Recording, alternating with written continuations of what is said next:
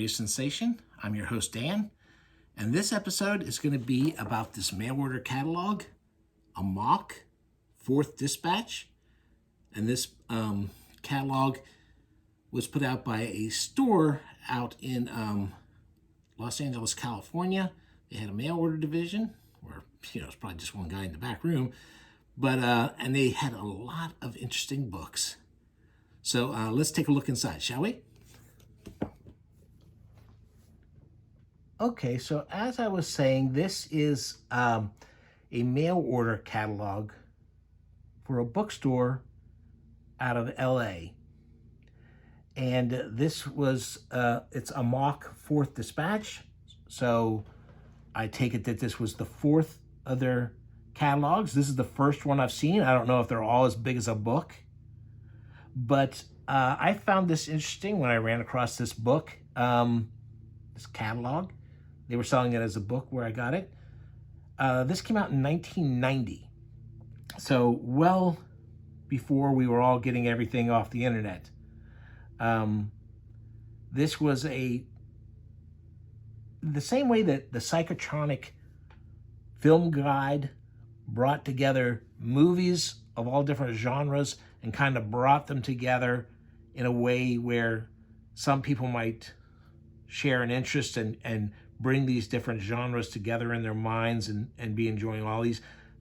This takes all these niche subjects, far left politics, far right politics, human oddities, conspiracy theories, UFO talk, all these things. Nowadays, that's probably one website shopping. But at the time, all these different things, weren't necessarily something that one person would follow a lot of different things in it. It kind of connected them. I thought this was really good. I wasn't obsessed with any one of a lot of these things, but I was curious enough about things that, to see all these different things together was very interesting to me. I thought this was a great catalog. I think it might be interesting to pop through it once and take a look at it. There are, to have all these things under one roof in one bookstore, to have that be your focus was just the fact that it was all this weird stuff. There were other bookstores that came along that kind of followed that blueprint. I don't know that too many of them exist anymore. I know here in Baltimore, we have a bookstore, Atomic Books. It's a great place to get independent comics. And they kind of follow along. They have many of these same categories still in their store. But I don't know if there's too many places like it anymore. So anyway, let's go through this. I'll briefly give you a little look at some of these different categories and different, like this is, this first chapter is Control. And this would be, these things, if they were in a regular bookstore, you would probably find most of them under social sciences. Like right off the bat, this first picture here is from a book called Beauty Secrets. And I don't know how well you can see it, but it's a woman with a mastectomy. It's Beauty Secrets. Women and the Politics of Appearance, a look at being ugly, racism and beauty standards, and the role of class and economics in shaping images of beauty. So, it was, at the time, that was, that wasn't a subject that was talked about that much, except in pretty small press kind of things, and didn't get a lot of attention. So again, there's a lot of books about the CIA and what they were up to, or these books are at least saying they have the behind the scenes goods on the nefarious things they were up to. And this is back in 1990. That was a hot subject right then. The action movies at least were, some things had been revealed, and the action movies were kind of using those for some of their plots. Here's a cross-dresser with his Franken beans hanging out there. That's for Caught Looking. That's about a collection of writing by feminists on the current pornography debate that is anti-censorship and not anti-pornography, with more than 200 photographs covering the history of visual pornography since the invention of the camera. That sounds like a pretty interesting book. Then I thought this was fun. I read, I guess it might have been in the Comics Journal. I didn't read the Comics Journal all the time. I think part of it was I was put off by the fact that they seem to hate most comics, and they would write, but they would review them all the time. And while I wasn't a fan of the majority of comics that were being put out, it's kind of felt like, why are you, writing all these negative reviews? And, this is my memory of way back then. I could be a little off. I mean, that's why I'm doing this whole channel. If you watch my behind the scenes video, chapter 1, you'll get an idea about why I'm doing this. But I do seem to remember that about the Comics Journal. But I think it was in here that I read a counterpoint on the politics behind this book. I don't know where else I would have read it. That's why I'm thinking it's there. It's How to Read Donald Duck.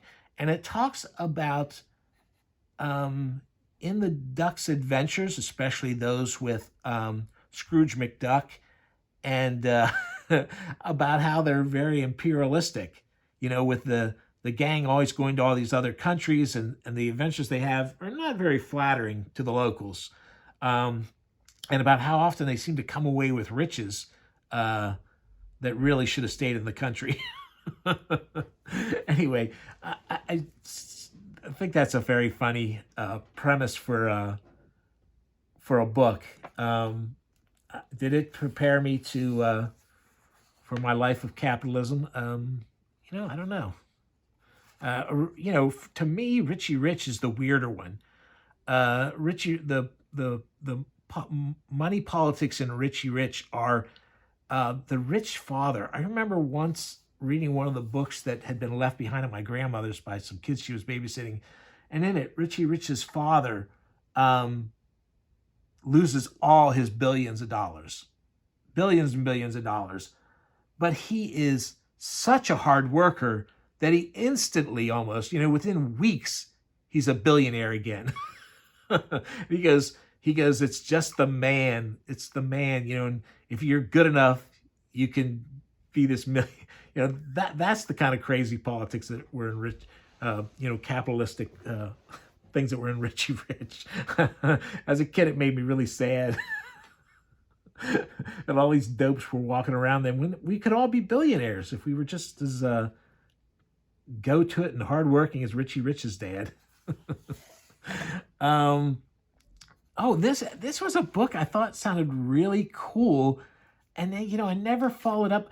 I tried to order from this catalog, and this was a couple months after it had come out, and I tried to order like 6 books, and they only had one of them in stock. But this one was weird. This sounded, my fascination with pulpy books and magazines for men knows no bounds, and I love the way they're sold to people. That's why I love the covers of them so much and everything. But this was really weird. Over 15 years ago, this author discovered an extraordinary historical source: more than 250 novels and memoirs of the 1920s. Under the heading, male fantasy relies largely, but not exclusively, on the writing of these men from Freikorps, which were private armies of former imperial soldiers, anti-communist youth, adventurers, and drifters organized in the volatile atmosphere of post-World War I Germany.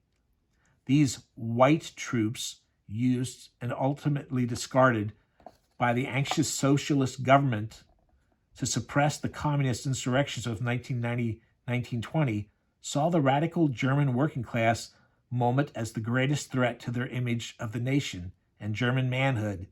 Yet the literature of these troops, if previously investigated at all, was consulted for informational purposes are treated only as propaganda. The author, however, found in this popular literature, so popular that editions ran into the hundreds of thousands, a seemingly inexhaustible vein of violent emotions, fantasies, and images which he has mined. And you can see some of the weird illustrations from these books. Like here's one about what they feared of black French troops in Germany. There's a black soldier. He's naked except for his helmet, and he's got a couple armfuls of tiny white women cradled against his crotch. And here's one of they're showing this creature represents syphilis. And the threat it holds for the German male.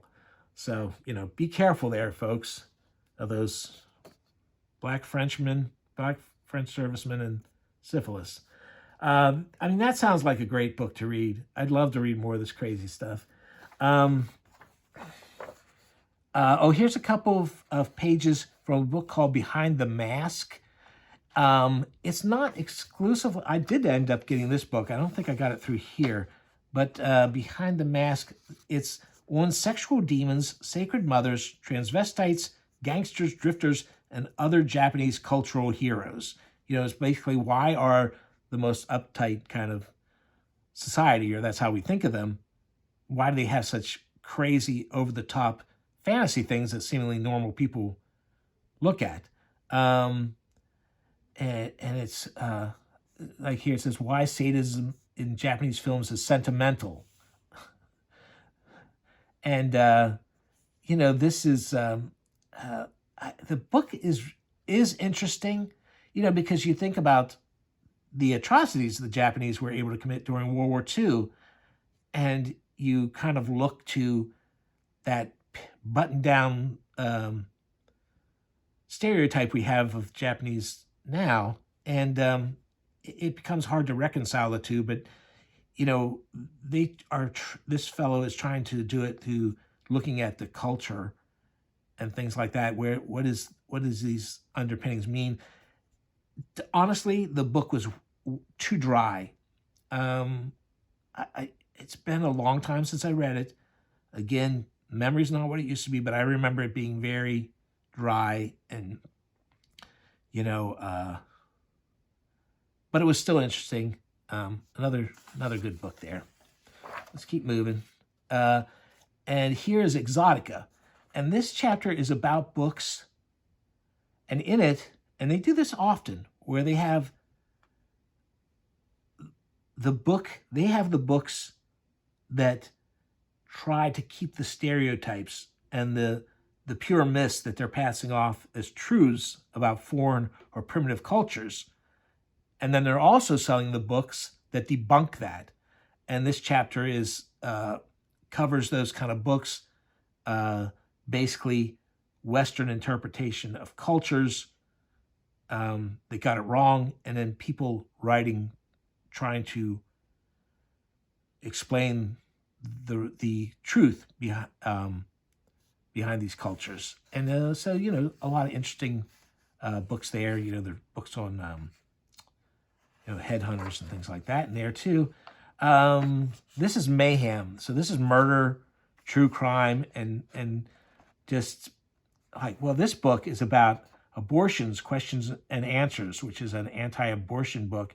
And it shows what is obviously not an aborted fetus, trying to be passed off as an aborted fetus. So that gives you an idea there. And then there's a bunch of serial killer things. It talks about hunting humans. I had a brief moment in time where I, in the 80s, had been reading, did a short stint of reading a lot of books on serial killers. It didn't last that long, but it was there.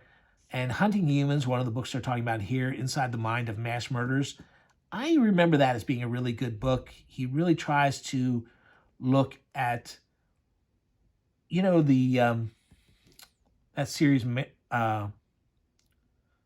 Mindhunter. What that's on HBO, I think.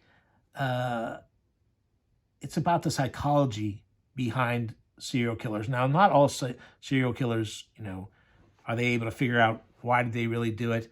But this guy makes an attempt. He looks at the psychologist reports on these people and stuff, and talks about what might have led them to have these bizarre fantasies that many of them have, or these bizarre desires. It was an interesting book. I'm not really as into serial killer stuff anymore, so I don't look at that. I've kind of had my fling with it in my youth.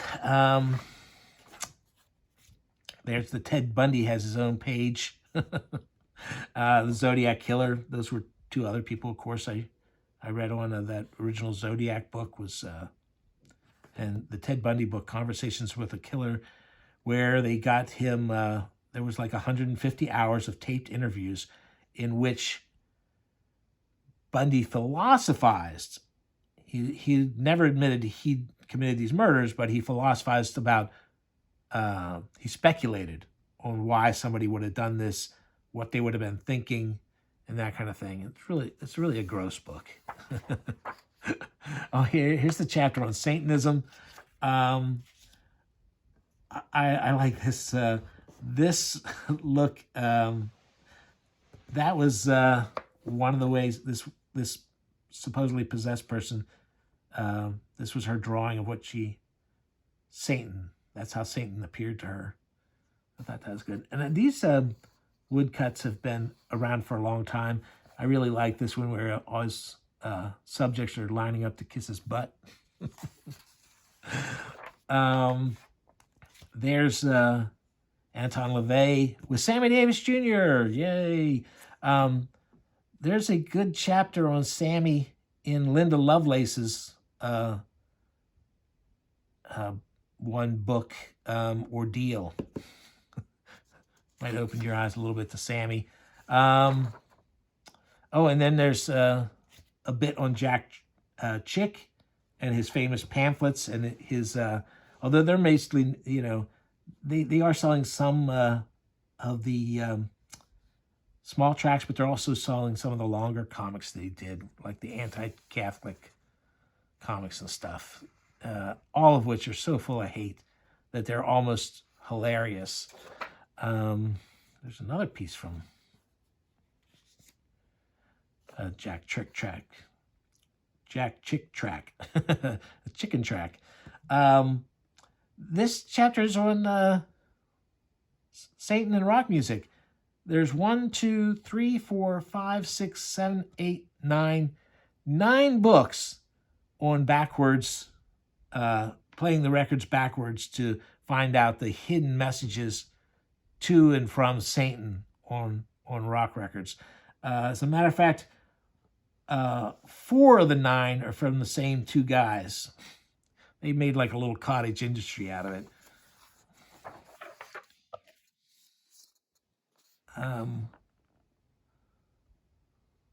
Neuropolitics. Oh, I didn't have a book in mind on this one. I just wanted to point out this one is about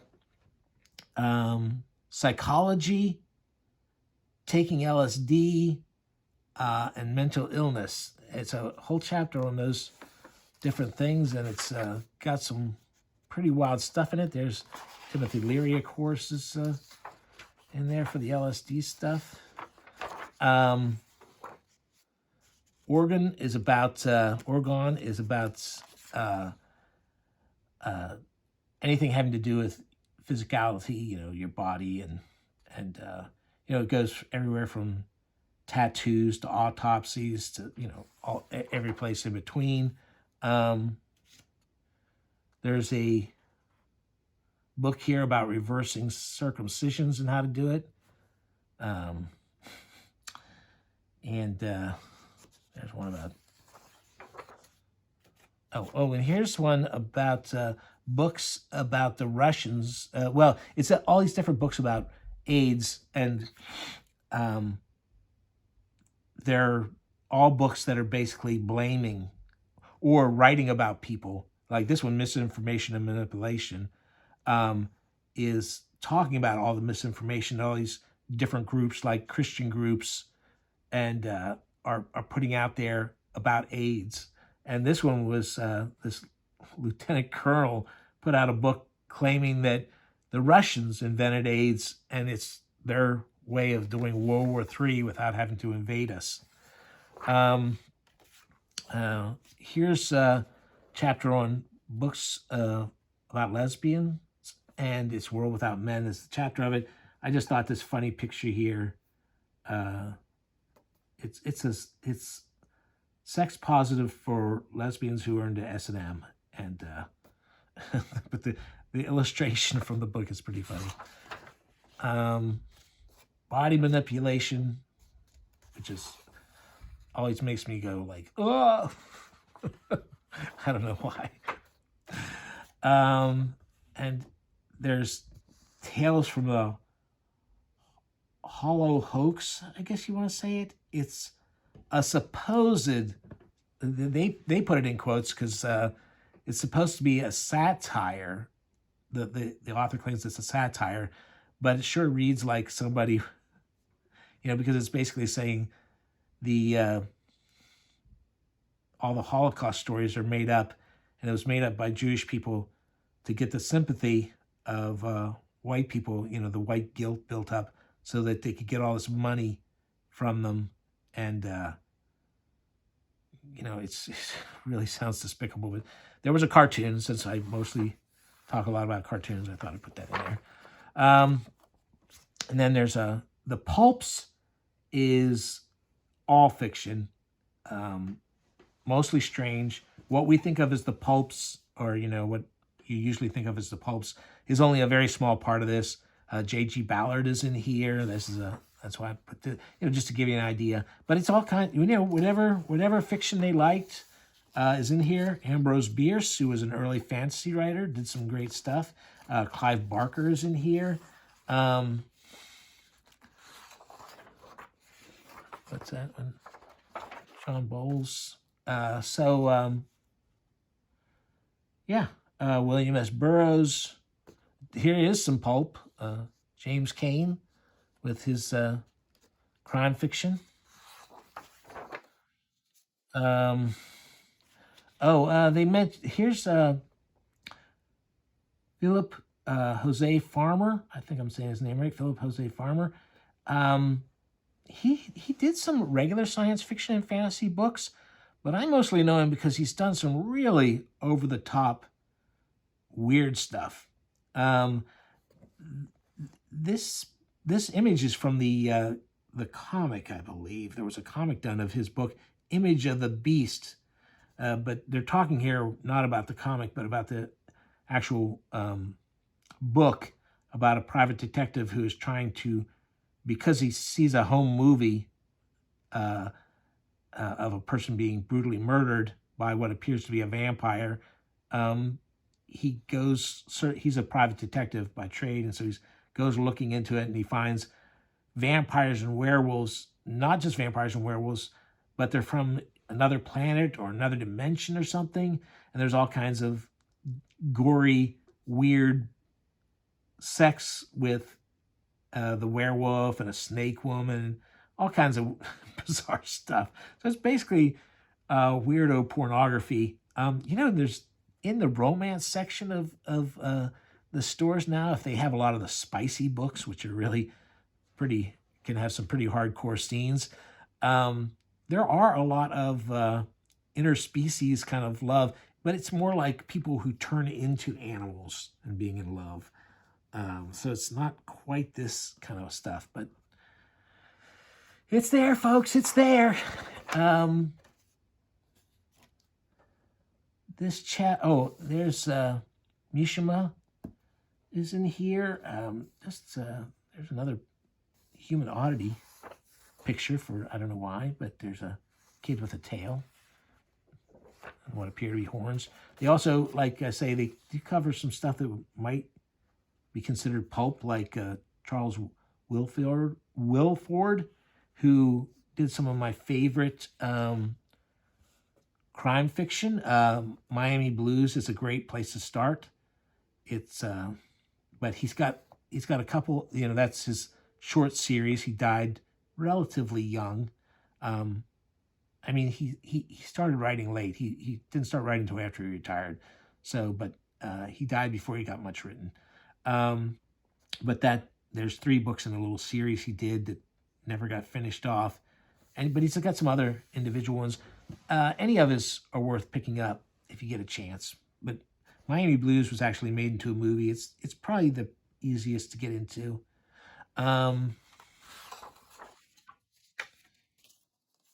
then here is some actual stuff about the Pulps. What we call what we mostly think of as the Pulps now. They have a little bit of that. Not a lot, but they do have some of it. And then they have Miscellaneous, R&D, which is, I think, is that, they do cover, is that, yeah, I'm not sure about that, but there's UFO stuff.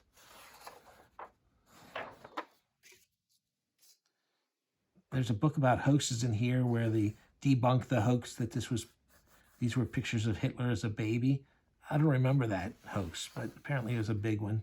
Some guy claiming he had found pictures of Hitler as a child, and they were printed up a lot of places. There's somebody giving away magician's tricks in a book, how they do them. Now, the funny thing is their comics section, they've used some comics panels throughout to talk about books, and the comic panels weren't from those books. So you'd think, oh, this person must be, they're going to be a pretty good comic section. But instead, it's very small. There's the EC reprints. This is from an issue of Blab. This is there's Wally Wood's porno comic Gangbang.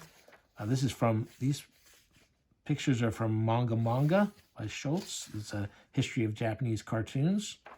I mean, not cartoons, but rather comics. Manga, of course. Chester Brown. Ed the Happy Clown there. Tom of Finland. And that's it. Which seems short. Like I said, considering they use the comics panels throughout the magazine to promote stuff, but what are you going to do? Then they have in the midst of, here they mostly talk about different subjects that they didn't feel quite fit. This is about research, which was a magazine book kind of deal that came out. These early ones really were more like magazines, but at some point it transitions into being bound. Some of these books are like the Burroughs one, the Industrial Cultural Handbook, the Pranks, Incredibly Strange Movies. All those are terrific books, and I'll probably go over some of those at some point.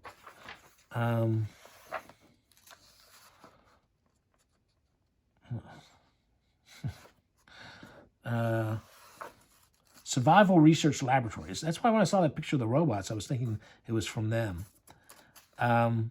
They're people who they made these robots that would attack and kill each other. And unlike those robot battle bots or whatever that were on TV, these were live performances, and they were made to make you feel sympathy for the robots being destroyed. They tried, and I think they succeed sometimes, in making you feel something for the little robots that get smashed or destroyed, or it was pretty cool stuff. Really, really good, really elaborate robots too.